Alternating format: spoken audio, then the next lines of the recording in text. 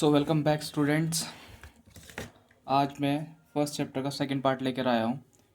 First part में हमने पढ़ा था कंपनी रूल और इस पार्ट में हम पढ़ेंगे क्राउन रूल। ठीक है, तो लेट्स स्टार्ट द वीडियो।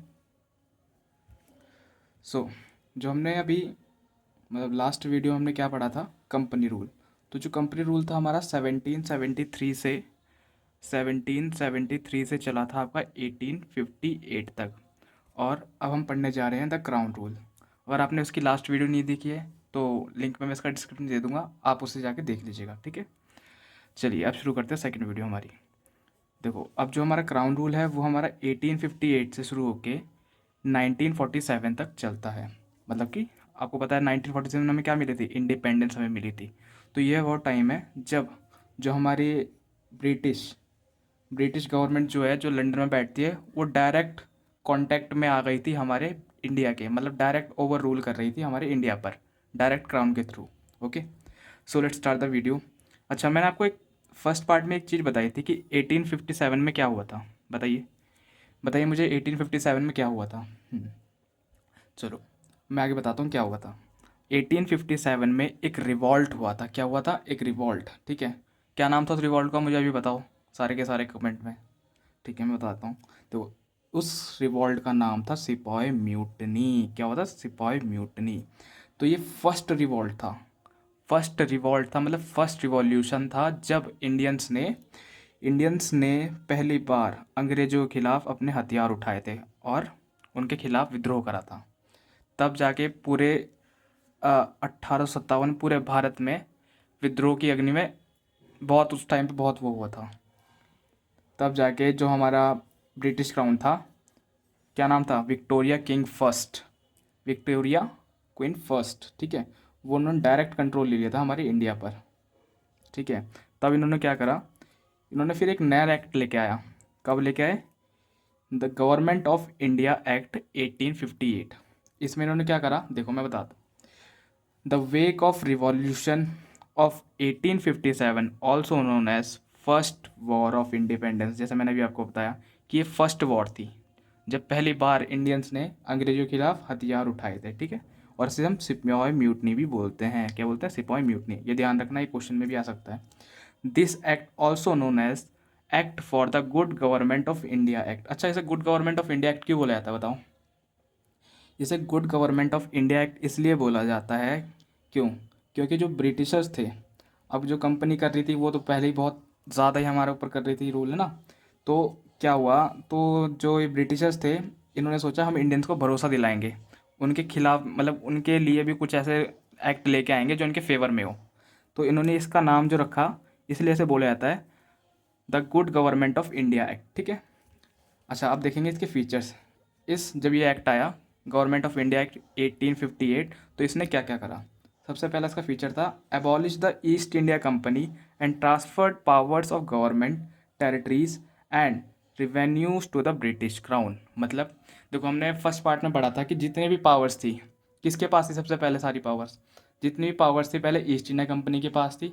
उसके बाद वो हमारे गवर्नर के पास चली गई और धीरे धीरे करके उससे सारी पावर ले ली गई। पहले उसकी पॉलिटिकल पावर ली गई, फिर उसकी कमर्शियल पावर ली गई, फिर उसकी मोनोपॉली भी ख़त्म कर दी, फिर उसे एडमिनिस्ट्रेशन बॉडी बना दिया। लेकिन अब क्या करा, उसे कम्प्लीटली अबॉलिश कर दिया। ईस्ट इंडिया कंपनी को कम्प्लीटली अबॉलिश कर दिया। ठीक है, अब सारी की सारी जो पावर चली गई वो ब्रिटिश क्राउन के अंडर चली गई। जितनी भी उसकी टेरिटरीज़ की पावर थी, जितनी भी ब्रिटिश इंडिया के यहाँ पे स्टेट्स वगैरह प्रेजेंट थी, जितनी भी, वो सारी ब्रिटिश क्राउन के अंडर चली गई। और जितना भी यहाँ से रिवेन्यू टैक्स वगैरह कलेक्ट होता, सारा का सारा अब क्राउन के अंडर चला गया। ठीक है, अब आगे देखते हैं इसमें क्या हुआ।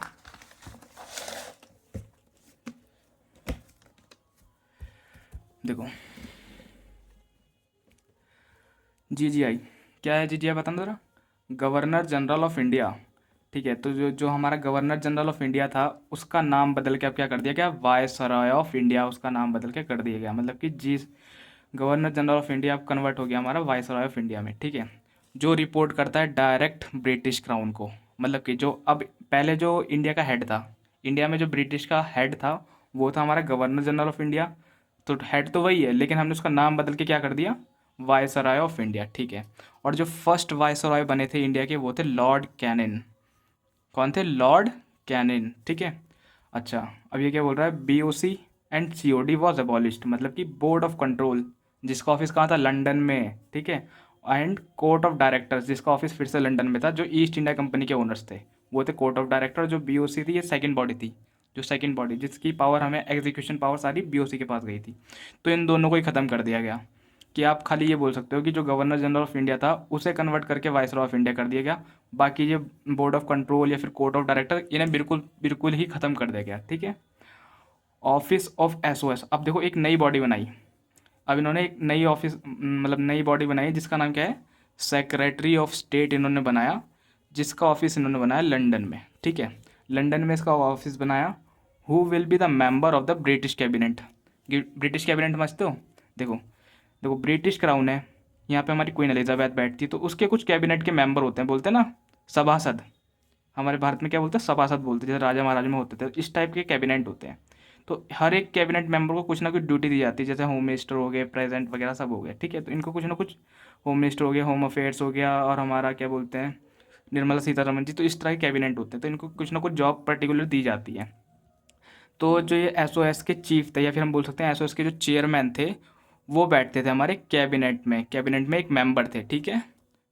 और जो वाइसरॉय ऑफ इंडिया थे वो रिपोर्ट करते थे इन्हें, जो वाइसरॉय ऑफ इंडिया थे ये रिपोर्ट करते थे हमारे सेक्रेटरी ऑफ स्टेट को, और जो सेक्रेटरी ऑफ स्टेट थे वो डायरेक्ट ही ब्रिटिश क्राउन को रिपोर्ट करते थे, समझ रहे हो, ठीक है।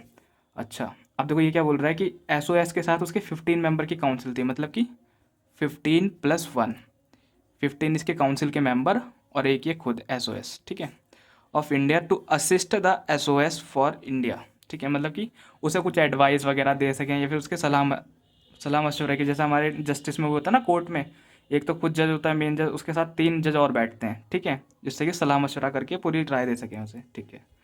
SOS and the council members being of legal body, मतलब कि ये एक लीगल बॉडी है, अगर इसने कुछ ऐसा गलत करा तो इसके ऊपर भी केस हो सकता है, and can be sued to be a court, can be sued to be a court, मतलब कोर्ट ले जा सकते हैं ऐसे, ठीक है, इसके ऊपर सुनवाई हो सकती है। चलो अब देखो, हम पढ़ेंगे सेकंड एक्ट क्या आया था, Indian council act of 1861, Indian council act of 1861, देखो इसमें क्या बोला गया था, देखते हैं।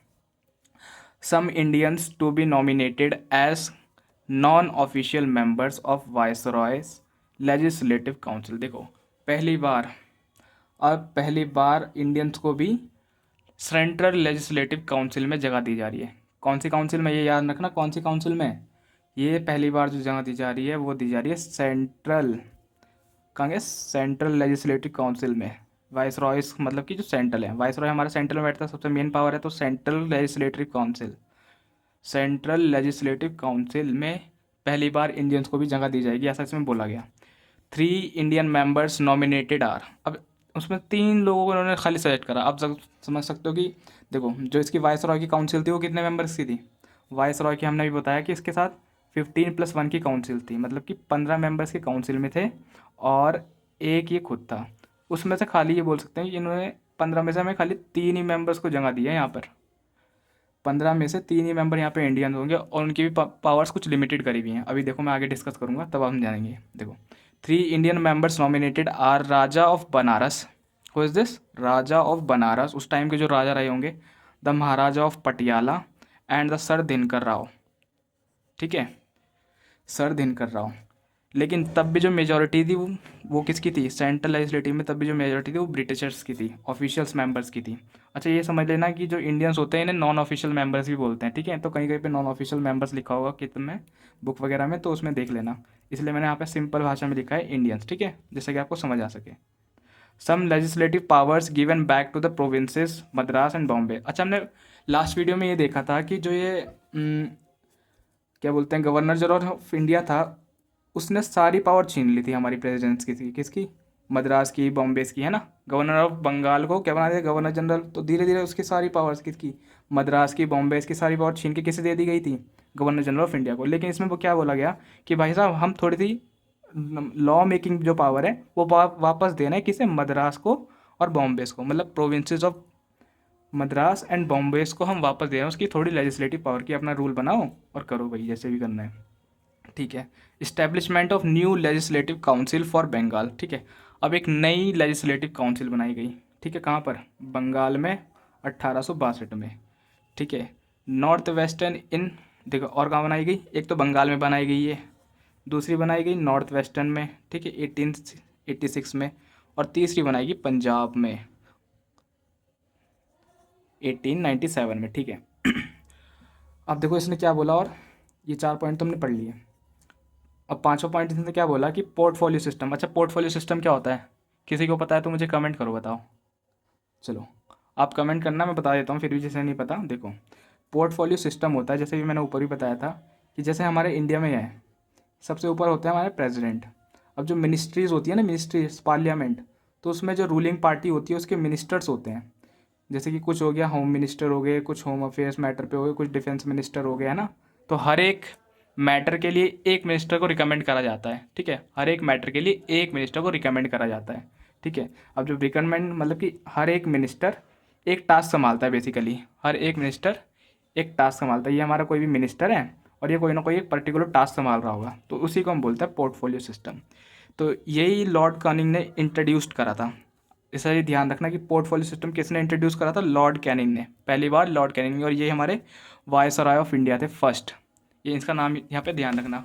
ये हमारे क्या थे, फर्स्ट वायसरॉय थे इंडिया के। First viceroy of India was the Lord Canning. Lord Canning थे और इन्होंने हमारा पोर्टफोलियो सिस्टम भी यहाँ पे इंट्रोड्यूस करा था। ठीक है, चलो in 1859 in which viceroy's members made in charge of one department of one person। देखो वही बोला है कि one department to one person, एक डिपार्टमेंट दिया जाएगा एक पर्सन को। ठीक है, अच्छा मतलब कि जितने भी इसके वायसरॉयस के मेंबर्स थे उसके काउंसिल्स में, तो उन्हें हर एक बंदे को एक डिपार्टमेंट दिया जाएगा एक पर्सन को। ठीक है, एक डिपार्टमेंट एक पर्सन, किसी को एजुकेशन मिनिस्टर बना दिया, किसी को हेल्थ मिनिस्टर बना दिया, किसी को होम अफेयर बना दिया, किसी को फाइनेंस मिनिस्टर बना दिया, इस तरह से। ठीक है, it empowered viceroy of India to issue ordinance. ठीक है, an order without informing to legislative council during an emergency. ठीक है, अभी इसमें देखो क्या बोला गया, इसने खास पावर दे दी थी वायसरॉय ऑफ इंडिया को। वो क्या थी कि एमरजेंसी के दौरान जो भी वायसरॉय होगा वो एक ऑर्डिनेंस पास कर सकता है, मतलब एक ऑर्डर दे सकता है कि भाई साहब कि यहाँ पे अभी कुछ नहीं होगा, यहाँ पे सब कुछ बंद हो जाएगा, कुछ भी एक ऑर्डर पास कर सकता है। अगर उसे लगता है कि अगर जो ब्रिटिशर्स हैं मतलब या फिर जो इंडियंस हैं आउट ऑफ कंट्रोल हैं, तो वो कुछ भी एक ऑर्डिनेंस पास कर सकता है जिसकी जो वैलिडिटी होगी, मतलब जिस टेन्योर होगा वो लगभग 6 मंथ तक होगा। 6 मंथ के बाद वो अपना आप ही रद्द हो जाएगा। ठीक है, informing to the legislative council, मतलब अगर वो ऐसा ऑर्डिनेंस पास करता है इमरजेंसी के दौरान तो उसे अपनी काउंसिल को भी बताने की ज़रूरत नहीं है। ठीक है, अपने काउंसिल्स को भी बताने की ज़रूरत नहीं है, वो डायरेक्ट एक ऑर्डिनेंस पास कर सकता है। और जैसे बोलते हैं ना 300 लग गई, वही कोई भी 4 जने एक साथ नहीं खड़े हो सकते, तो उसी तरह से ये भी कोई ऐसा ऑर्डिनेंस पास कर सकता है। ठीक है, और उसे अपनी काउंसिल्स को भी बताने की ज़रूरत नहीं है। ठीक है, चलो ये तो हो गया। अब हम देखते हैं थर्ड एक्ट क्या था। अच्छा मुझे बताना कि जो चलो बाद में पूछूंगा, अब ये आगे ही देखेंगे उसे। Indian council act of 1892। अब देखो third act, Indian council act of 1982 1892 sorry, introduction of indirect election. देखो पहली बार अब इंडिया में इलेक्शन हो रहे हैं। First time in India election were be introduced.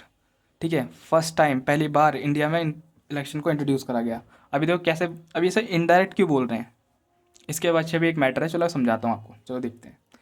Non official members, अच्छा मैंने अभी बताया था नॉन ऑफिशियल मेंबर्स कौन होते हैं, इंडियंस। ठीक है, non official members Indians increase in central and provincial legislative council. अब इसमें देखो क्या बोला गया कि भाई साहब हमें क्या करना है। अब देखो मैंने पहले बताया था कि जब 1857 के बाद जो रिवॉल्ट हुआ था उसके बाद थोड़े ब्रिटिश ने सोचा भाई ये तो ऐसे तो हमारा इन पे से कंट्रोल चला जाएगा और ये तो कर देंगे सब कुछ तहस नहस, तो इन्होंने क्या करा, थोड़ा थोड़ा फेवर करने लगे इंडियंस का। ऐसा नहीं बोल सकते हम फेवर, लेकिन बस काम तो इन्हें निकलवाना है, बोलते हैं ना काम निकलवाने की उंगली टेढ़ी करनी पड़ती है, तो वही साहब है इनका भी, वही काम कर रहे थे इस टाइम पर। तो इन्होंने क्या करा, नॉन ऑफिशियल मेंबर्स को, जो इनके संख्या थी, मेंबर्स की जो संख्या थी, नॉन ऑफिशियल मेंबर्स की जो संख्या थी उसको इंक्रीज कर दिया। कहाँ पर, सेंट्रल लेजिस्लेटिव काउंसिल में। मतलब अच्छा लेजिस्लेटिव काउंसिल कहाँ होती है, लेजिस्लेटिव काउंसिल वो होती है जहाँ पर हम लॉज बनाते हैं। ठीक है, जो सेंट्रल बनाती है वो तो पूरे मतलब ब्रिटिश प्रोविंसेस पे लगेगी, लागू होगी, लेकिन जो स्टेट प्रोविंशियल बनाती है, जैसे कि ये प्रोविंशियल, देखो state provincial central and provincial states of council, तो वो पूरी स्टेट पे लगी। ठीक है, increase the function of the central legislative. अब इसमें क्या बोला कि जो सेंट्रल लेजिस्लेटिव है भाई साहब वही सारा काम कर रही है, तो इसने क्या करा, इसका थोड़ा फंक्शन बढ़ा दिया। Introduce council and give the power of discussing the budget. अब इसने क्या बोला, अब यहाँ पे बजट भी पहली बार इंट्रोड्यूस होगा। बजट समझते हो ना, जहाँ पे हम खर्चा वगैरह कितना कमाया, कितना कहाँ से आया, कितना कहाँ पे खर्च हुआ, तो उसका एक पूरा एनुअल का एक बजट बनता है। जैसे हमारे इंडिया में पहली बार बता रहा हूँ, मतलब फिर 1 अप्रैल को 1 फरवरी को इंट्रोड्यूस होता है ना, ऐसे ही मतलब ब्रिटिश में पहली बार इंडिया में इंट्रोड्यूस करा था बजट। तो अभी हमारा सेंट्रल लेजिस्लेटिव काउंसिल में इंट्रोड्यूस होने लगा बजट। ठीक है, हो तो ये पहले भी रहा था, लेकिन वो लंदन में हो रहा था, लेकिन पहली बार ये इंडिया में हुआ। इससे पहले जो हो रहा था वो लंदन में हो रहा था इंडिया के लिए भी, लेकिन अब पहली बार इंडिया के लिए इंडिया में हुआ, सेंट्रल लेजिस्लेटिव काउंसिल में। अच्छा, and addressing question to executive. अच्छा, इसमें हमारे जो नॉन ऑफिशियल मेंबर्स थे इसमें वो बैठे हुए थे। ठीक है, मेंबर्स बैठे हुए थे, लेकिन क्या बात थी कि भाई साहब ये खाली क्वेश्चन कर सकते हैं। नहीं नहीं, क्वेश्चन भी नहीं कर सकते, मैं देखता हूँ 1 minute. And addressing question to execute, हाँ, ये खाली क्वेश्चन कर सकते हैं, उस पर वोट नहीं कर सकते कि इसके फेवर में है या अनफेवर है। अगर ये बोलते हैं कि भाई साहब आपने ऐसा क्यों करा, तो ये क्वेश्चन नहीं पूछ सकते, ये खाली ये पूछ सकते हैं भाई ये क्या है, ये क्या है। अगर ये उनसे पूछने लगे हमारे मतलब जो नॉन ऑफिशियल मेंबर्स, ये नहीं पूछ सकते भाई साहब ऐसा क्यों कर रहे हो, ये नहीं करेंगे, हम इसके राजी नहीं है ना। अगर वो राजी हो या ना हो, उन्हें तो ये पास करना है, बस ये है कि उन्हें बिठा रखा है दिखाने के लिए कि इंडियंस है। ठीक है, तो बस वही है, लॉलीपॉप देखे खुश करने वाली बात है। अब हम देखेंगे आगे, देखो और क्या करा उन्होंने।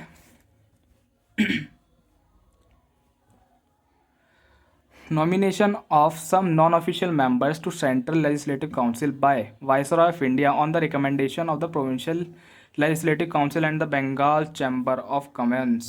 देखो क्या बोला इन्होंने, अब देखो इन्होंने नॉमिनेशन करा। नॉमिनेशन किसका करा, नॉन ऑफिशियल मेंबर्स का, मतलब कि इंडियंस का, to the central legislative councils में। ये तो पहले भी होगा था, अभी हम मुझे पता था, पीछे बताया था मैंने आपको वीडियो में। तो वाइस रॉय किसके द्वारा होंगे, वाइस रॉय के द्वारा होंगे।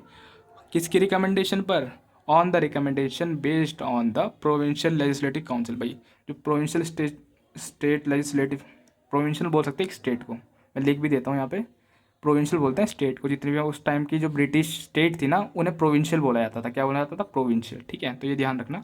तो जो जितने भी स्टेट लेजिस्लेटिव या फिर बोल सकते हैं प्रोविंशियल लेजिस्लेटिव काउंसिल थी, उसके जितने भी मेंबर्स थे वो रिकमेंड करते थे भाई साहब इन्हें ले लो, ये तो हमारे जान पहचान के मेंबर हैं। तो जो उस टाइम पे जो ब्रिटिश हुआ करते ना, वो यही करते थे कि उनकी राजा महाराजा से थोड़ी वो थी बातचीत, तो जो उनकी थोड़ी बात सुनते थे ना, बस उन्हें वहाँ पे नॉमिनेट कर दिया और बस वाइस रॉय ने उन्हें बना दिया मेंबर्स। तो क्या करना है, वो तो बस अपना बैठे हैं, उन्हें तो बस पावर चाहिए। और कौन देख रहा था, कोई भी नहीं देख रहा था। Provincial legislative council and Bengal chamber of commerce. ठीक है, देखो ये क्या बोल रहा है कि जो उस टाइम के जो प्रोविंशियल लेजिस्लेटिव काउंसिल की रिकमेंडेशन पर वाइस रॉय ऑफ इंडिया क्या करता था, इंट्रोड्यूस करता था नॉन ऑफिशियल मेंबर्स को in the central legislative council. और बंगाल चैम्बर मतलब कि जितने भी कॉमर्स थे, बड़े व्यापारी थे, लखपति आदमी, ठीक है, वो इंट्रोड्यूस, वो उनकी नॉमिनेशन पर वो करते थे, वो लोग उनकी रिकमेंडेशन से नॉमिनेशन मिलता था इन्हें, नॉन ऑफिशियल मेंबर्स को। चलो, nomination of some non official members to provincial legislative councils by governors of provincial states on the recommendation of district board. देखो कौन कौन रिकमेंड करता था, डिस्ट्रिक्ट बोर्ड्स, म्यूनसिपाल्टीज़ हो गई, यूनिवर्सिटीज़ हो गई, ट्रेड एसोसिएशंस हो गए, जमींदार और चैम्बर्स, मतलब वही बड़े बड़े आदमी रिकमेंड करते थे कि भाई साहब ये बंदा अच्छा है या फिर ये बंदा अच्छा है। मतलब ये बोल सकते हो कि बिल्कुल जो ग्राउंड लेवल से है ना, वहाँ से कोई नहीं आया था, ग्राउंड लेवल से कोई नहीं आया, सबको उन्होंने यहीं पे बिठाया है, ग्राउंड लेवल से कोई नहीं आया यहाँ पर। बस ये है, जिनकी जान पहचान थी, जो ब्रिटिश की बात मानते थे, भाई साहब हमें रख लो, हम आपकी बात मानेंगे, आपके अंडर ही काम करेंगे। ठीक है, बस ये हो जाएगा नाम के लिए कि इंडियंस रखे हुए हैं। तो ये था इसमें। चलो, इसमें ज़्यादा कुछ खास नहीं था, बस इसमें ये ध्यान रखना कि इसमें हमने क्या करा था, इनडायरेक्ट इलेक्शन इसमें पहली बार इंट्रोड्यूस हुए थे, ये ध्यान रखना। चलो अब फोर्थ वाला एक्ट देखते हैं, इंडियन काउंसिल एक्ट ऑफ 1909। देखो, considerably increase the size of the legislative councils in the central legislative councils 16 to 60 members in the provincial non uniform. ठीक है, ये क्या बोला, देखो अब इस एक्ट में पहली बार ये बोला गया कि भाई साहब अब जो है हम क्या कर रहे हैं, ये जो सेंट्रल लेजिस्लेटिव काउंसिल है, सेंट्रल लेजिस्लेटिव काउंसिल है, इसमें पहले क्या था कॉम्पोजिशन, पहले कॉम्पोजिशन था इसमें 15+1, 15 काउंसिल के मेंबर थे और एक वाइसरॉय ऑफ इंडिया था। अब इसने बोला गया इसे बढ़ाकर हम कर देंगे 16 to 60, मतलब कि पहले 16 मेंबर थे, 15 + 1, अब कर दिए इन्होंने 60, मतलब कि इन्होंने नए मेंबर्स, अब जो काउंसिल मेंबर थे वो इंट्रोड्यूस और कर दिए, उसे कर दिया 60। कहाँ पर? सेंट्रल लेजिस्लेटिव काउंसिल में, ध्यान रखना यहाँ पे सेंट्रल है, ये सेंट्रल है, ये सेंट्रल लेजिस्लेटिव काउंसिल है। और इन प्रोविंशियल नॉन यूनिफॉर्म, मतलब प्रोविंशियल में भी बढ़ाना है, लेकिन प्रोविंशियल का पक्का नहीं है कि कितने बढ़ाने हैं, ठीक है, वो इतने कितने ही बढ़ा सकते हैं, वो भी नहीं कितने ज़्यादा बढ़ा दिए, क्योंकि हमें पता है इंडियंस को ज़्यादा जगह मिली भी नहीं, ठीक है। तो प्रोविंशियल में बढ़ाने हैं, लेकिन नॉन यूनिफॉर्म हमें पता नहीं है कितने ही बढ़ सकते हैं। Majority of the non official members in council, central legislative council and majority of non official members in provincial legislative council. देखो ये इसने क्या बोला कि सेंट्रल लेजिस्लेटिव काउंसिल में जो होगी वो मेजॉरिटी होगी किसकी? ऑफिशियल मेंबर्स की, मतलब कि जो ब्रिटिश से आ रहे हैं, जो ब्रिटिश के बैठने वाले हैं, दफ्तरकारी हैं, ठीक है, जो दफ्तर में बैठते हैं, ब्रिटिश से आ रहे हैं जो, वो हो गए ऑफिशियल मेंबर्स, जिन्हें ब्रिटिश की गवर्नमेंट खुद रिकमेंड कर रही है, ठीक है, लेटर दे रही है इन्हें। और देखो सेंट्रल में क्यों बोला गया, बड़े चला गए ये लोग भी, क्योंकि मैंने अभी आपको क्या बताया कि सेंट्रल लेजिस्लेटिव जो भी कानून बनाएगी वो पूरे ब्रिटिश इंडिया पर, पूरी की पूरी ब्रिटिश इंडिया पर क्या होगा? एप्लीकेबल होगा, पूरी की पूरी ब्रिटिश इंडिया पर एप्लीकेबल होगा। लेकिन जो प्रोविंशियल स्टेट बनाएंगी and the majority of non official members in the provincial legislative council, provincial समझते हो ना, मैंने बताया था स्टेट, तो स्टेट लेजिस्लेटिव काउंसिल के जितने भी रूल बनेंगे वो खाली उस स्टेट पर लागू होगा, तो उसमें मेजॉरिटी रहेगी नॉन इंडियंस की, नॉन ऑफिशियल मेंबर्स की, ठीक है। तो अभी देखिए क्या करेंगे ये ना, आगे आगे धीरे धीरे करके प्रोविंशियल स्टेट की पावर ही ख़त्म कर देंगे बिल्कुल, जिससे कि ये कुछ भी ना कर पाए। तो इसमें भी बस ये है, इंडियंस को खाली बिठा रखा था, वो उस पर सवाल जवाब नहीं कर सकते थे, जो रूल बनाएंगे वो ब्रिटिश ही बनाएंगे, ठीक है। चलो देखो, function and large by legislative councils, now non official members were allowed to ask supplementary question.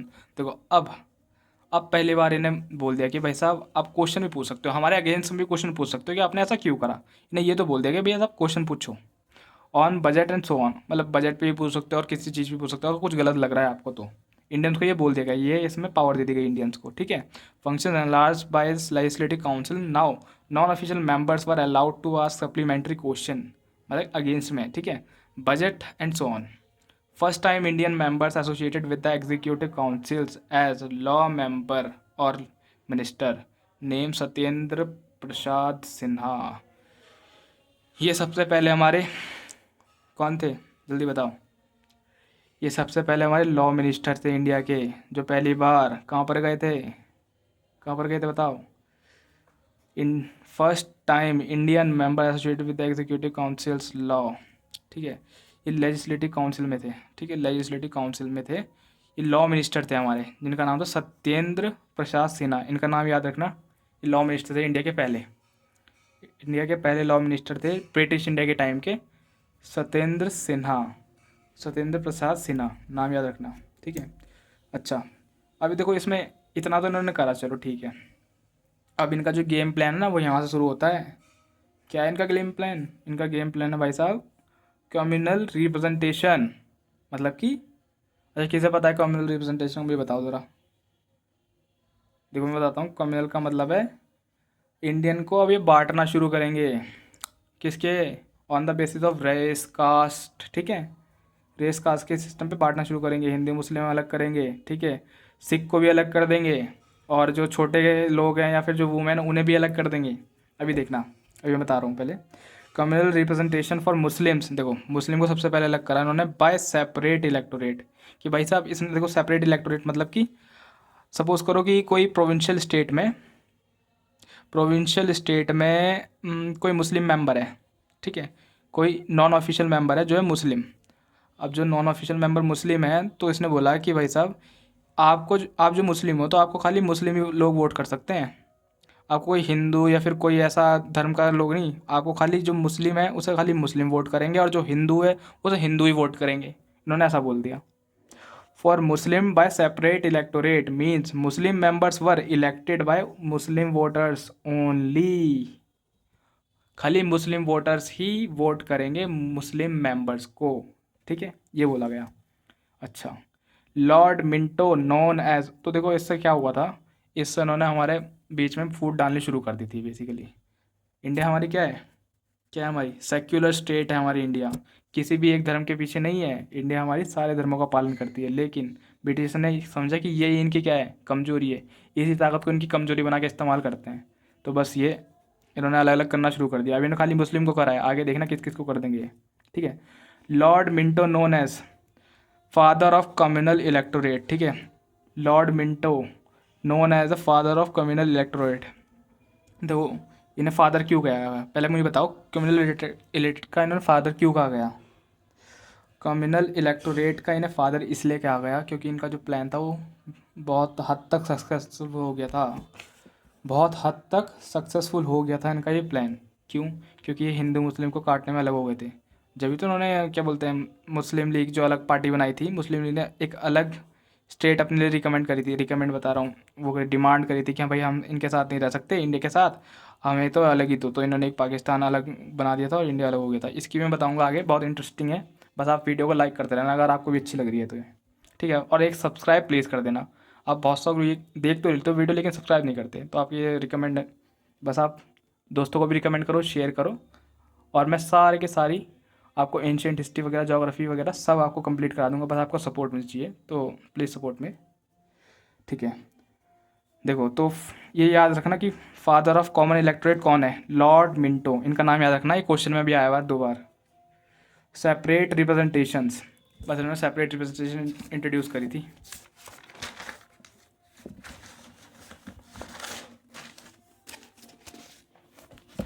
तो गवर्नमेंट ऑफ इंडिया एक्ट 1919।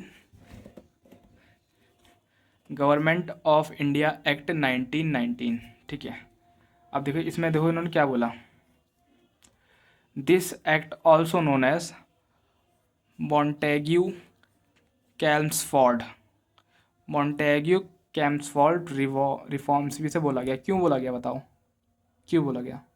अच्छा ये ध्यान रखना, मॉन्टेग्यू कौन थे, सेक्रेटरी ऑफ स्टेट थे। ठीक है, मॉन्टेग्यू सेक्रेटरी ऑफ स्टेट थे, और जो कैम्सफोर्ड थे ये नाम के पीछे रखा गया रिफॉर्म, उनके नाम के पीछे रखे गए ये। मॉन्टेग्यू एसओएस के मेंबर थे या फिर चेयरमैन थे। ठीक है, और जो कैम्सफोर्ड थे ये हमारे लॉर्ड थे, वाइस रॉय इंडिया।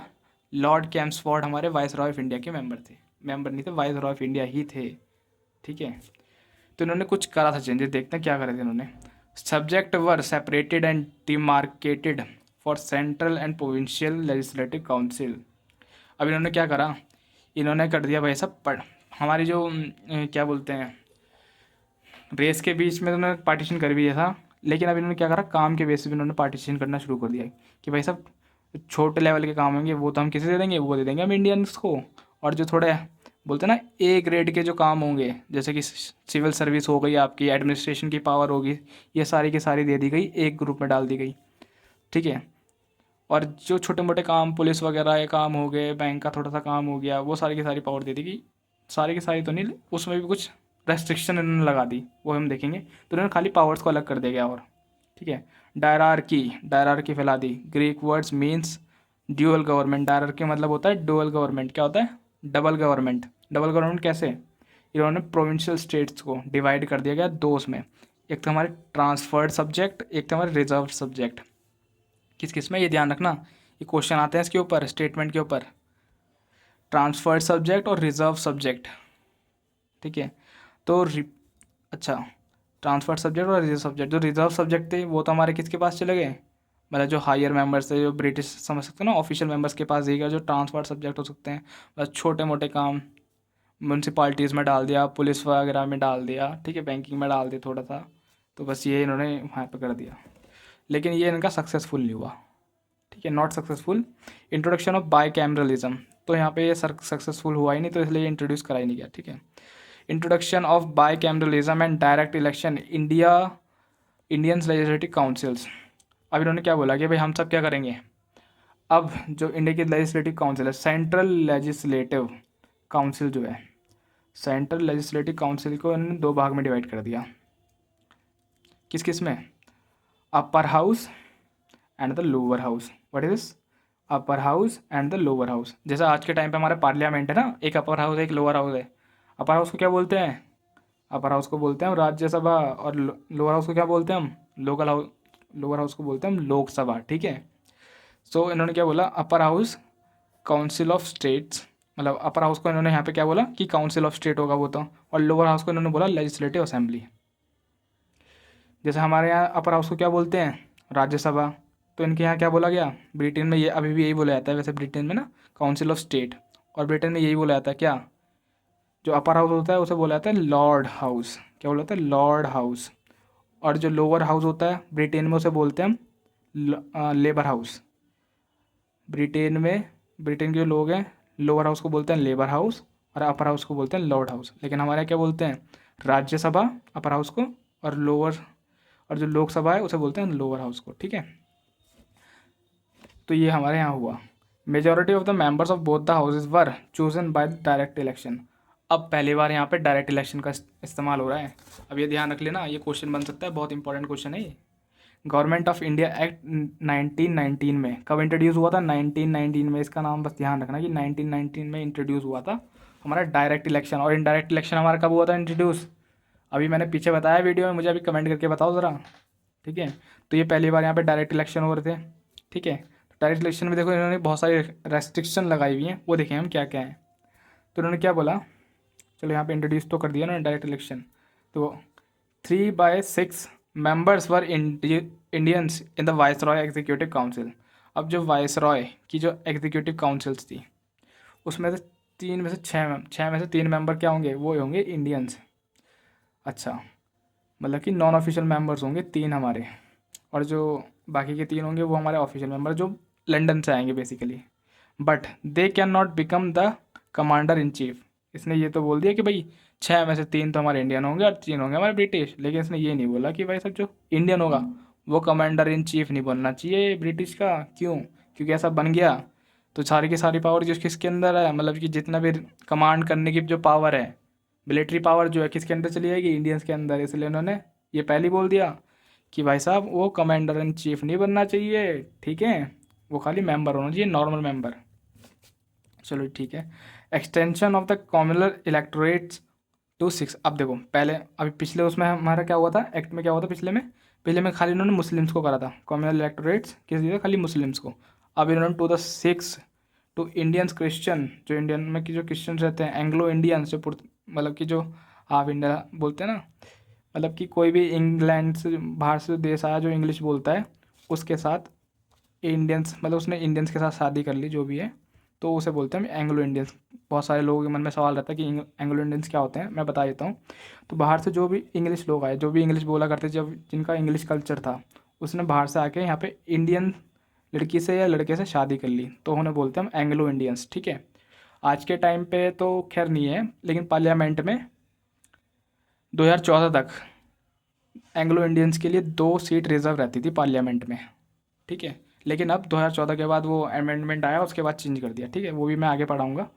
तो Anglo Indians basically English plus Indian, ठीक है, इंग्लिश कल्चर और इंडियन कल्चर को जो फॉलो करता है वो होते हैं एंग्लो इंडियंस, ठीक है। एंड यूरोपियंस, इन सब के लिए भी क्या लगा दिया गया इन्होंने, कॉम्युनल इलेक्टोरेट यहाँ पे लगा दिया। सिख को भी दे दिया, इंडियन क्रिश्चियन को भी दे दिया, एंग्लो इंडियंस को भी दे दिया, और यूरोपियन कंट्री से जो लोग आए थे उन्हें भी दे दिया भाई साहब।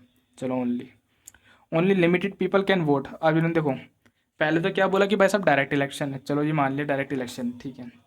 लेकिन अब इन्होंने देखो यहाँ पे क्या करा, अब इसे यहाँ पे लिमिट सेट कर दी कि कौन कौन लोग इंसान जो है वो वोट कर सकते हैं। तो वो कौन कौन से देखते हैं, people can vote on the basis of property, मतलब जिसके पास प्रॉपर्टी हो, मतलब एक पर्टिकुलर प्रॉपर्टी सेट कर दी कि जो भी इंसान वोट देगा भाई कम से कम उसके पास इतनी प्रॉपर्टी होनी चाहिए। तो उन्होंने एक लिमिट सेट कर दी प्रॉपर्टी पे, और भाई साहब वो टैक्स पे करता हो और कम से कम पढ़ा लिखा हो, ये उसने क्या रख दी। और हमें पता है उस टाइम पे तो हमारे इंडिया में जो इलिटरेसी थी वो बहुत ही ज़्यादा थी, ठीक है।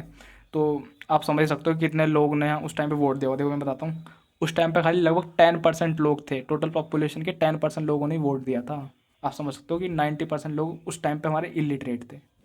चलो, new office is created of high commissioners in London and transferred some functions to of SOS, ठीक है।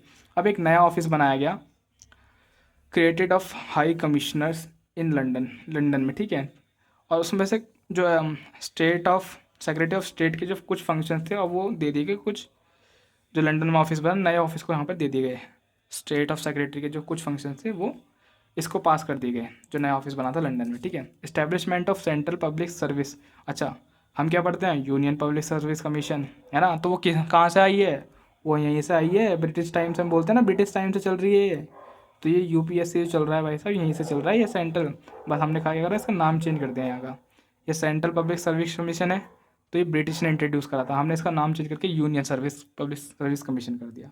क्योंकि हम पूरे भारत में देखो क्या करता है, यूपीएससी क्या करता है, अपने कैंडिडेट को सेलेक्ट करता है और उसे पूरे ऑल ओवर द इंडिया भेज देता है, ठीक है। और जब भी सेंट्रल को जरूरत पड़ती है तो हमें वापस बुला लेता है, ठीक है। तो उस टाइम पे क्या था, खाली सेंट्रल में, सेंट्रल के लिए यहाँ पर पब्लिक सर्विस कमीशन बनाई गई थी इन 1926 फॉर रिक्रूटिंग सिविल सर्वेंट्स, वही सिविल सर्वेंट्स जिसकी आप तैयारी कर रहे हो आज के टाइम पे। In separate central and provincial state budget and authorise provincial legislate to enact their budget, ठीक है। अब देखो पहले तो क्या हो रहा था कि सेंट्रल में इंट्रोड्यूस हो रहा था बजट। अच्छा आप सब लोग मुझे कमेंट करके बताओगे कि किस टाइम पर पहला बजट इंडिया में इंट्रोड्यूस हुआ था और कौन से लॉ के अंदर, ठीक है, कौन से एक्ट के अंदर, मुझे कमेंट करके बताओगे, ठीक है। In separate central and provincial state budget and authorise, देखो इन्होंने क्या बोला, इस टाइम इस एक्ट के अंदर इन्होंने बोल दिया गया कि जो सेंट्रल गवर्नमेंट है और जो प्रोविंशियल स्टेट्स हैं वो अपना अपना अलग, अब जो बजट है वो अलग अलग इंट्रोड्यूस कर सकती है, ठीक है। हमें कोई आपत्ति नहीं है, आप दोनों अपना बजट अलग ही वो करो इंट्रोड्यूस, ठीक है।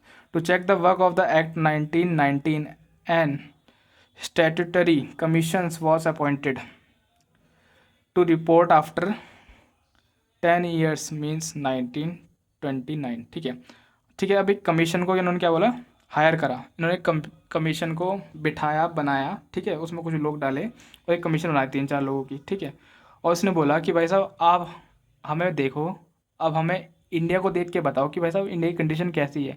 अगर जैसे कि क्यों इन्हें डर क्यों हुआ, अच्छा इन्होंने क्यों बिठाई ये कमेटी, इन्होंने इसलिए बिठाई कि जैसे 1857 में जो रिवॉल्ट हो गया था जिससे सिपाही म्यूटी नाम था, कहीं वैसा ही तो इंडिया में दोबारा नहीं हो रहा। तो इसलिए उन्होंने ये देखने के लिए, कंडीशन देखने के लिए इंडिया में कि इंडियंस कैसे हैं, तो इसके लिए इन्होंने एक स्टैट्यूटरी कमीशन बनाई, ठीक है, कमीशन वो बनाई कमेटी और अपॉइंट करा, ठीक है, अपॉइंट करे उन्होंने। और जो रिपोर्ट करेंगे आपसे 10 साल बाद, लगभग आज से 10 मतलब कि 1929 में रिपोर्ट करेंगे। चलो आगे देखते हैं। अच्छा वो कौन सी कमीशन थी, कुछ याद है आपको? देखो अब हम देखेंगे Simon commission, Simon commission, let's see what is Simon commission. In November 1927, British government appointed 7 members commissions called Simon Commission under the chairmanship of Sir John Simons. All members were British, ठीक है। देखो नवंबर 1927 में British government ने एक commission introduce करी जिसका नाम था Simon commission. Sir Simon commission क्यों था, क्योंकि जो सर जॉन साइमन थे, सर जॉन साइमन थे उस कमीशन के क्या थे, चेयरमैन थे, ये याद रखना। Sir John Simon was the chairman of the आपका साइमन कमीशन के, ठीक है। अच्छा और इसमें सारे के सारे 7 मेंबर थे पहली बात इस कमीशन में, और सातों के साथ क्या थे, हमारे ब्रिटिश थे, ठीक है। To report condition of India, और क्यों बनाई गई थी, जिससे कि वो रिपोर्ट कर सके इंडिया की जो कंडीशन है वो कैसी है। But all the parties boycott the commission because all members were British, लेकिन सारी की सारी पार्टी ने उसे बॉयकॉट कर दिया, किसी ने भी उसकी बात नहीं सुनी। और जब बात ही नहीं सुन रहे थे, और क्यों नहीं सुन रहे, बात बताओ क्या रीज़न होगा। वो बात इसलिए नहीं सुन रहे थे क्योंकि उनके बीच में कोई भी हमारा इंडियन की तरफ से जो इंडिया को रिप्रेजेंट कर सकते वो तो कोई है ही नहीं था, और वो रिपोर्ट भी बना रहे इंडिया के ऊपर, तो उसमें कम से कम कोई इंडियन मेंबर तो होना चाहिए था। तो इसलिए सभी पार्टीज़ ने उसका बॉयकॉट करा क्योंकि उसमें सारे के सारे मेंबर्स थे ब्रिटिश, ठीक है। Because all members were British they submitted report, फिर उन्होंने अपनी रिपोर्ट सबमिट करी। देखो 1927 में बनाई गई थी, 1930 में उन्होंने अपनी रिपोर्ट सबमिट कर दी एंड, और क्या रिकमेंड करा, recommended the evolution of the diarchy. Diarchy क्या था बता रहा हूँ मुझे क्या है, कमेंट करके बताना, अभी बताया मैंने पीछे इसी वीडियो में, ठीक है। डायरार्की को ख़त्म कर दूँ, इस्टेब्लिशमेंट ऑफ फेडरेशन। देखो मैं फेडरेशन एक नया वर्ड आया, मैं बता देता हूँ क्या होता है फेडरेशन, ध्यान रखना। फेडरेशन होता है कि जो हमारी आप बोल सकते हैं कि एकता लाना, यूनिटी लाना to all country, all over the country, unity to all over the country, मतलब एक यूनियन बनाना, एक कंट्री को यूनियन करना, यूनाइट करना, ठीक है, उसे बोलते हैं federation of British India and the princely state. इसने क्या बोला कि जितनी भी ब्रिटिश स्टेट थी इंडिया में वो, और जितने भी भारत में प्रिंसली स्टेट थी, मतलब राजा रजवाड़े थे जितने भी, वो सारे के सारे मिलकर एक हो जाएं, ठीक है, उसका मतलब होता है federation. And the continuation of the communal electorate, और जो है आप ये कम्युनल इलेक्टोरेट कर रहे हो इसे आप जारी रखो, ये बहुत ही बढ़िया है, इससे इंडियंस हमारे काबू में आ रहे हैं। उन्होंने ऐसा रिकमेंड करा। चलो, to consider proposal of the commission British government convened 3 round table, ठीक है। अब जो उन्होंने रिकमेंड करा तो उसके लिए ब्रिटिश गवर्नमेंट ने 3 राउंड टेबल क्या करी, 3 राउंड टेबल को कन्विंस्ड करा, मतलब कि भाई साहब 3 राउंड टेबल होगी जिन जब, अच्छा ये 3 राउंड टेबल कहाँ पर हुई थी, ये हुई थी लंदन में। यहाँ से बहुत सारे जो आपके बोल सकते हैं उस टाइम के इंडियन नेशनल कांग्रेस के जो मेंबर थे, आपके जवाहरलाल नेहरू, जो महात्मा गांधी थे, वो तो हमारे बस एक ही बार गए थे, उसके बाद 2 उन्होंने अटेंड भी नहीं करी थी, उन्हें कोई इंटरेस्ट भी नहीं था पार्टीशन उसमें, पॉलिटिक्स में ना, वो खाली अपना सिंपल वे से ही रहते थे यहाँ, ठीक है। तो 3 राउंड टेबल कमीशन हुई थी जिससे कि वो इंडियंस को क्या कर सकें, इंडियंस को क्या करते समझा सके भाई आपके भले के लिए बात हो रही है, और हमें तो पता है क्या भला कर रहे हैं वो हमारा, है ना, ठीक है। कॉन्फ्रेंस इन इंडिया, तो ये 3 राउंड टेबल इसके लिए करी थी उन्होंने।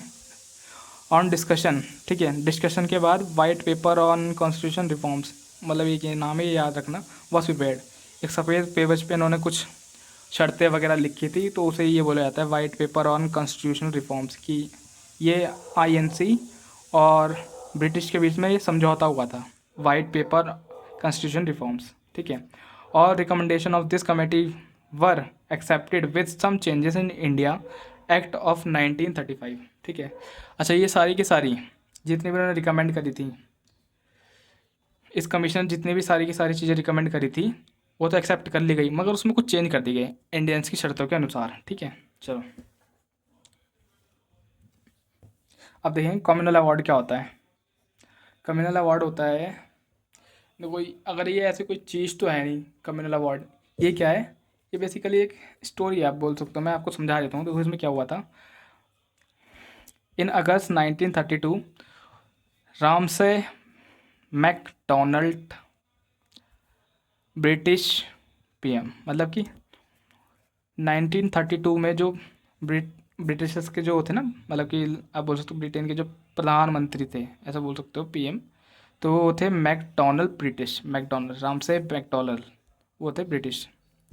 अनाउंस, उन्होंने एक कम्युनल इलेक्टोरेट अनाउंस करा फॉर द लोअर कास्ट, मतलब कि देखो अभी तक क्या था, अभी तक ये था कि पहले तो मुस्लिम्स को अलग करा, फिर सिख्स को अलग करा, फिर एंग्लो इंडियंस को, यूरोपियंस को अलग करा, ठीक है। अभी क्या कर रहे हैं, अब ये कम्युनल इलेक्टोरेट को कैरी ऑन करेंगे, और किस पे लागू करेंगे, लोअर कास्ट वालों पर और डिप्रेस्ड क्लास, मतलब कि SC STs पर, ठीक है, SC STs पर, जितने भी गरीब लोग हैं, गरीब तबके के लोग हैं जितने भी, उन पर इंट्रोड्यूस करेंगे। भाई साहब ये तो आप अलग हो, आप तो इस सोसाइटी के मेंबर हैं, ये भेदभाव बिल्कुल ख़त्म किया उन्होंने और बढ़ा दिया। नोन एज कम्युनल अवार्ड, मतलब इसे ही बोलते हैं हम कम्युनल अवार्ड, क्या बोलते हैं, इसे ही कम्युनल अवार्ड बोलते हैं। और किसने इंट्रोड्यूस करा था, मैकडोनल्ड, ये नाम याद रखना, राम से मैकडोनल्ड ने, जो ब्रिटिश के इस टाइम के पीएम थे, ठीक है। इन्होंने ये कम्युनल इलेक्टोरेट को इंट्रोड्यूस करा। अच्छा, इसके विरोध में सबसे पहले जो हमारे कौन खड़े हुए, हमारे परम पूजनीय महात्मा गांधी जी खड़े हुए इसके विरोध में। इन्होंने क्या बोला, to stop this Gandhi ji undertook fast. अच्छा, इसे रोकने के लिए ना गांधी जी अपने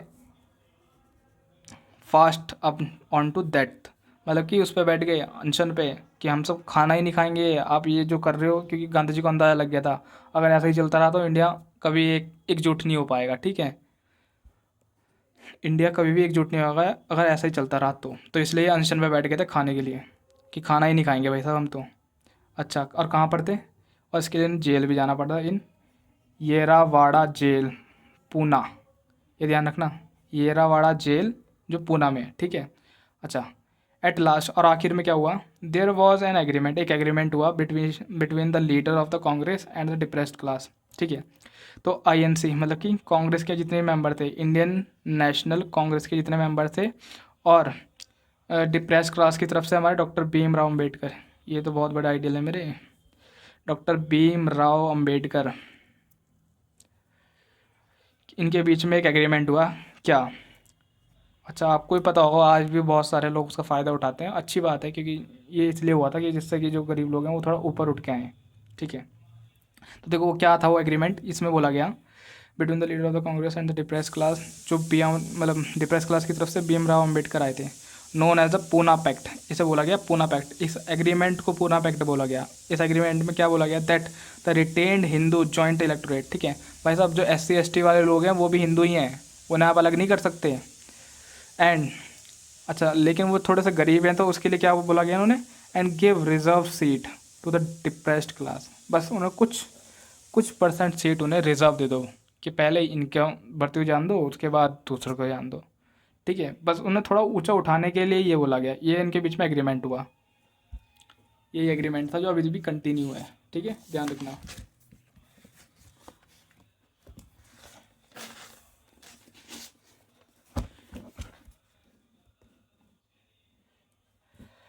गवर्नमेंट ऑफ इंडिया एक्ट 1935।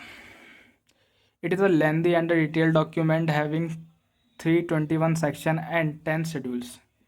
देखो जो गवर्नमेंट ऑफ इंडिया एक्ट, अच्छा जो हमारा क्या है, जो हमारा कॉन्स्टिट्यूशन है ना, जो भी बना हुआ संविधान है जो हमारा, उसमें तो बहुत सारे जो ऐसे प्रोविंसेस हैं, या फिर बोल सकते हैं ऐसे बहुत सारे एक्ट हैं जो हमारे 1935 के आर्टिकल में से लिए गए हैं। इसी आर्टिकल में से government of India act 1935।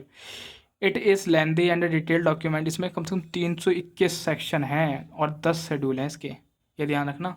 321 schedule थे और 10 सेक्शन थे। 321 section and 10 schedule. Establishment of all India federation consisting of provincial and the principal states. अच्छा, इसमें बोला गया कि भाई साहब जितने भी हमारे प्रोविंशियल स्टेट है और ब्रिटिश इंडिया की स्टेट हैं उन्हें मिला के एक कर दो, मतलब फेडरेशन ला दो, ऑल यूनाइट्स, सबको एक बना दो। अच्छा, और इसमें क्या करा गया, पावर को डिवाइड कर दिया गया 3 बेसिस पे, federalist, provincial list and the concurrent list. जो फेडरलिस्ट थी ये हमारे सेंट्रल के लिए, कि भाई साहब इसमें कुछ सब्जेक्ट रखे गए। कितने सब्जेक्ट थे इसमें, 59 सब्जेक्ट थे, जिनके ऊपर खाली फेडरल मतलब कि सेंट्रल ही रूल्स या फिर रेगुलेशन बना सकती है। और कुछ ऐसे सब्जेक्ट थे, कितने थे वो, 54, जिन पे खाली स्टेट बोलते, प्रोविंशियल मतलब स्टेट ही रूल और रेगुलेशंस बना सकती हैं। ठीक है, और कुछ सी कंकरेंट लिस्ट, मतलब कि जिस पे both central as well as provincial state मिल के लॉज बनाएंगे। ऐसे आइटम थे 36, इन्हें डिवाइड कर दिया गया सब्जेक्ट्स में, ये ध्यान रखना। 59, 54 एंड 36। चलो, but principal state did not join it. अब इन्होंने रिकमेंडेशन तो रख दी, मतलब उनके सामने एक परिस्थिति रख दी, सिचुएशन रख दी कि हम क्या करेंगे, हम इंडिया को यूनाइट करेंगे, जितनी प्रिंसिपल स्टेट है और ब्रिटिश इंडिया की जो स्टेट है उन्हें मिला के एक कर देंगे। ठीक है, इंडिया को एक कर देंगे। लेकिन जो प्रिंसिपल स्टेट थी वो इसमें आए नहीं, उन्होंने पार्टिसिपेट नहीं करा। क्यों नहीं करा, क्योंकि भाई वो तो प्रिंसिपल स्टेट है, राज्य रजवाड़े हैं, उन्हें अपने चलाने के अधिकार है। अगर वो उसमें अंदर आ जाएंगे तो उन्हें ब्रिटिशर्स की सुननी पड़ेगी, तो ब्रिटिशर्स की सुनने से बढ़िया है वो इसमें आए ना, तो इसलिए वो इसमें आए नहीं। But principal state did not join it. Residuary powers were given to the viceroy. क्यों, क्योंकि जो इनकी जो सारी की सारी पावर है वो सारी किसी वाइस रॉय को दे दी जाएगी। अब चलिए किसकी, फिर वाइस रॉय की, इसलिए इसमें आए नहीं। डायरार्की अबॉलिश, अब डायरार्की को अबॉलिश कर दिया गया। In the provinces and provincial autonomy was introduce. Now the governor and its executive councils make rules and regulations are responsible to the provincial legislative. ठीक है, डायरार्की को अबॉलिश कर दिया, बस इतना ही ज़्यादा रखना, ये नीचे का इंपॉर्टेंट नहीं है इतना। ठीक है, in centre federal subjects were divided into. अच्छा, सेंटर में जो फेडरेशन सब्जेक्ट थे उसे और डिवाइड कर दिया गया इनटू रिजर्व्ड। जो सेंट्रल में थे, अभी हमने ऊपर देखा ना, क्या देखा हमने, जो फेडरेशन सब्जेक्ट थे उसमें 59 आइटम्स में डिवाइड कर दिया गया। अब जो 59 आइटम्स थे ये, इसे और 2 चीज़ में डिवाइड कर दिया गया। अभी हमने पीछे पढ़ा था, reserve subject and the transferred subject. Reserve subject हो गए हमारे जो A क्लास वाले काम है, A ग्रेड के काम है। ठीक है, और ये ट्रांसफर सब्जेक्ट जो बहुत ही मतलब C D में जो आते हैं बस वाले काम है। ठीक है, this provision of act did not come into operation. मगर ये कभी भी उसमें नहीं आया, एग्जिस्टेंस में ही आया, कभी ये कबूल ही नहीं हुआ।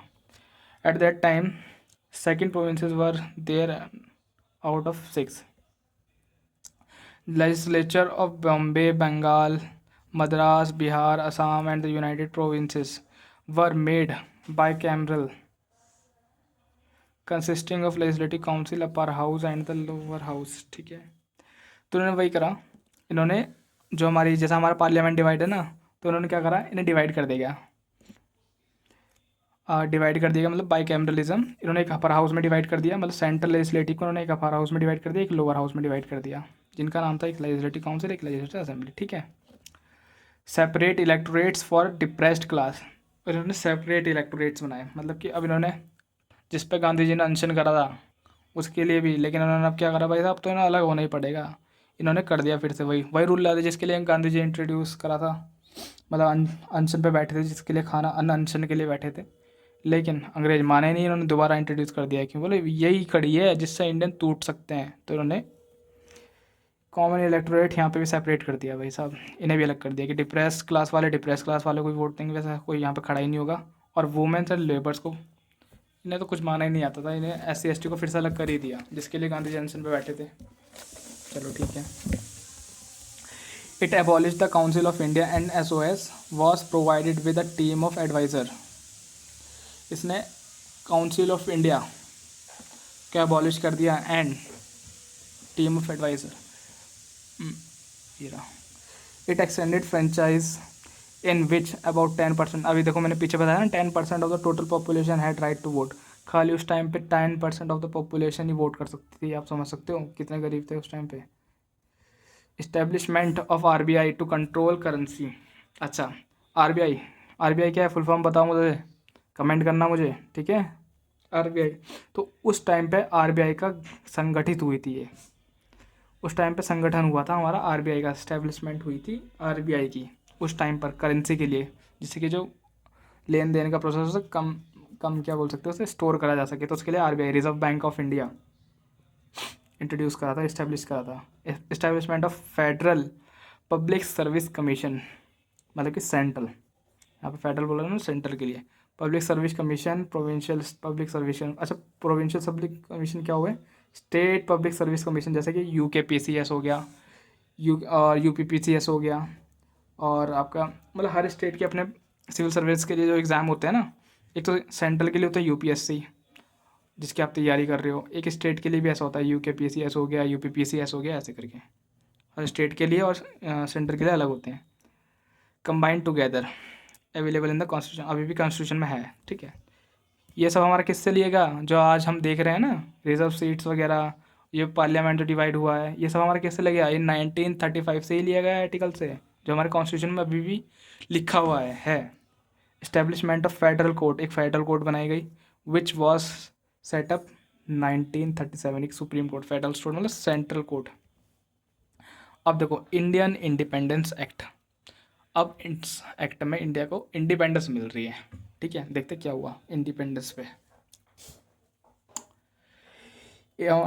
On 20 February 1947 British PM Clement, ठीक है, 1947 के टाइम पर जो ब्रिटिश के PM थे वो थे Clement Attlee, declare that the British rule in India would end by 30 June 1948।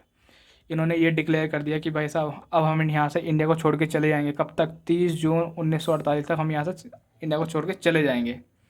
अब हम इंडिया को काबू में नहीं कर सकते, क्योंकि इंडियंस ने अब दिखा दिया था कि भाई साहब हमें तो आप चाहिए ही नहीं, चाहे आप कुछ भी कर लो। तो ये हाथ जोड़ के अब मान गए, अब यहाँ से जाने लगे, लेकिन जाते जाते भी उन्होंने बहुत कुछ काम कांड कर दिया ऐसे, वो देखते हैं क्या।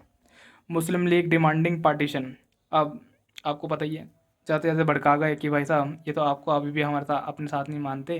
अच्छा, किसकी वजह से नहीं मानते थे, क्योंकि इन्होंने पहले ही मुस्लिम्स वगैरह में सब में फूट डाल दी थी, कॉमन इलेक्टोरेट इन्होंने इंट्रोड्यूस करके इंडियंस की यूनिटी में फूट डाल दी थी, ठीक है।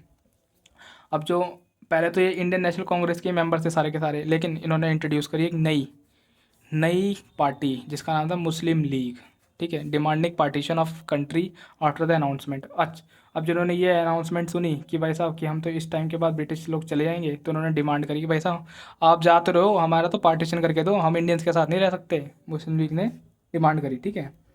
On 3 June 1947 British government make an announcement that any constitution framed bye constitution assembly of India formed in 1946। अच्छा, जो हमारी कॉन्स्टिट्यूशन जो बनना शुरू हुआ था हो गई थी, वो कब से हुई थी, 1946 से हमारा जो कॉन्स्टिट्यूशन है वो शुरू हो गया था बनना, ठीक है, मतलब उसकी कमेटी के संगठित हो गई थी वो।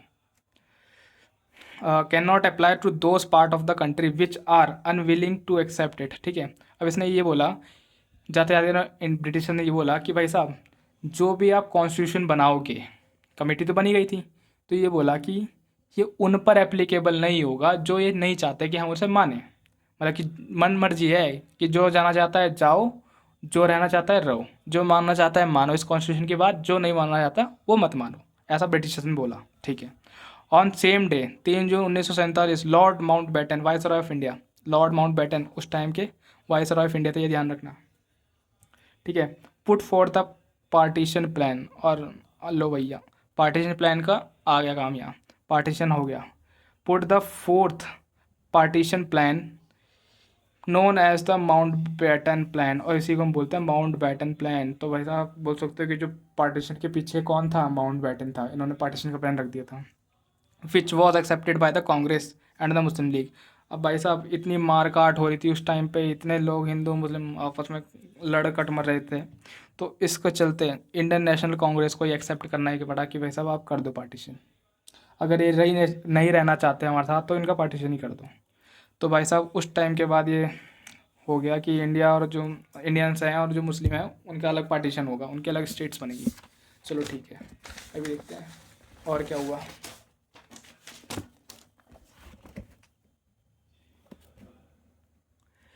In the end, British rule in India and declared India is an independent and sovereign country from 15 अगस्त। ठीक है, अब ब्रिटिश ने जाते जाते ये बोला कि इंडिया क्या है, अब एक सोवरेन कंट्री, आज़ाद देश है। ठीक है, अब उस पर कोई रूल नहीं चलेगा हमारा बनाया हुआ, ऐसा उन्होंने बोला। Establishment of to independence and the dominions of India, dominions India and Pakistan, and any one can secede मतलब जा सकता है छोड़ के ब्रिटिश कॉमनवेल्थ गेम्स, और उसकी मर्जी है भाई साहब वो सिसीड छोड़ दे या ना छोड़े।